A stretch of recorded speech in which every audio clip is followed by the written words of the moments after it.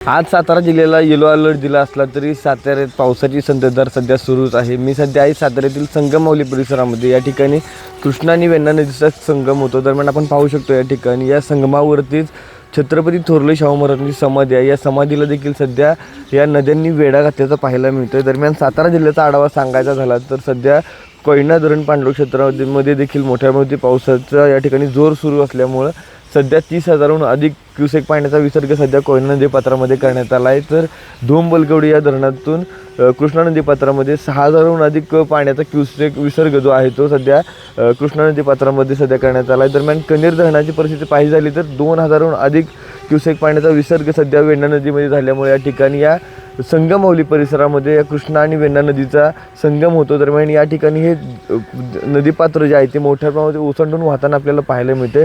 दरम्यान या तिन्ही नद्या ज्या आहेत कोयना असेल तसेच वेण्णा नदी असेल कृष्णा नदी असेल या तिन्ही नद्या लगत असणाऱ्या गावांना सतर्कतेचा इशारा दिला आहे। दरम्यान या ठिकाणी पूर परिस्थिती केली या नदीपात्रामध्ये तयार झाली ते पाहायला मिळते।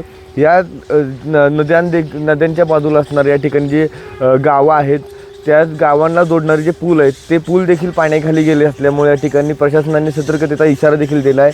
दरम्यान पूर परिस्थिती निर्माण झालेल्या परिसरामध्ये कोणीही जाऊ नये।